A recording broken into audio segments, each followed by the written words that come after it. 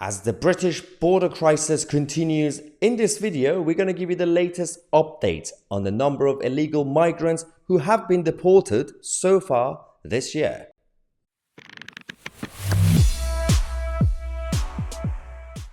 Welcome back to the channel. We're still in Cyprus for the next day or two, so apologies for the sound quality and the backdrop and everything. So let's talk about what's going on.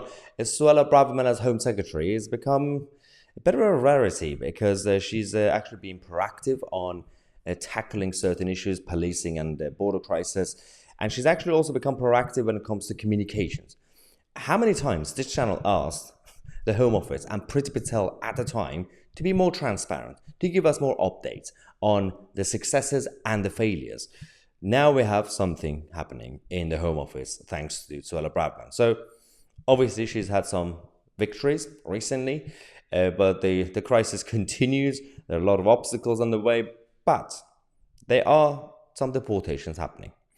The number is not going to be as impressive as you think, but Suella Braverman has been updating the public on a regular basis on social media, on using these graphics saying, obviously, more policing. People with no rights to be here have been removed. So the latest update we have is, for example, a few days ago, on the 25th of April, the Home Office deported 54 people who were illegally here. This included people who have committed crimes, such as, of course, kidnapping and sexual offenses and essentially terrorism and everything else. So that's good news.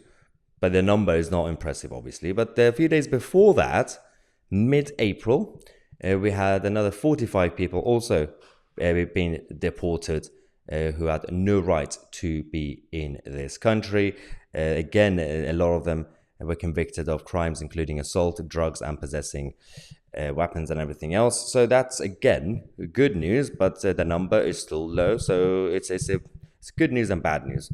So the beginning of April, we also had, the first week of April, 35 people again who have been removed. Again, a lot of them also had convictions when it comes to drug supply and production and other crimes as well. So the Home Office under Priti Patel have been very proactive to keep us up to date with all this thing. So I'm just going backwards in terms of the dates. This is towards the end of March. The latest numbers from the last week of March is that they also returned 35 other people at that time in regards to the illegal migrants. And the final figures that we have is from mid-March, about a month and a half ago. That week, they returned 77 people with no right to be in the UK via 2 charter flights. So this is good. It's happening. The deportations are happening. They are small flights, but they're happening. The thing is, because of what's been happening since 2020, with the small boats, the acceleration in regards to the number of people coming here on small boats, these numbers are not really impressive. But in any normal situation, with the normal rate of migration into the country, a few years ago, even though it wasn't really normal rate, it was still high, very high, but it wasn't like this, we will be impressed. We would say, okay, that's good. Each week, we're sending about, tens of people, but technically sometimes closer to 100 people a week. So that was good.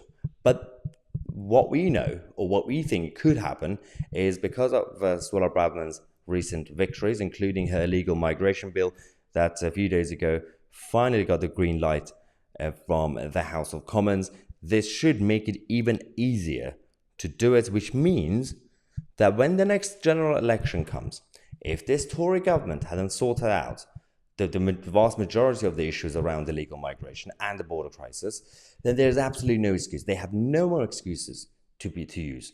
Because the bill is passed now. Obviously, it's going through the laws, but it should be okay, despite all the amendments, because the House of Commons, the Tories still have a majority. It's not like the Brexit days with Theresa May's minority government.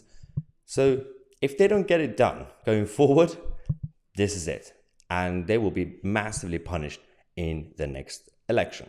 There's another victory for Suella has been that the Rwanda plan that had a lot of obstacles and all the ups and downs under Priti Patel has now become a smooth operation. Accommodations are ready. We are now getting close to the first flight of the legal battles have been won by Suella Braverman. So that's also ready.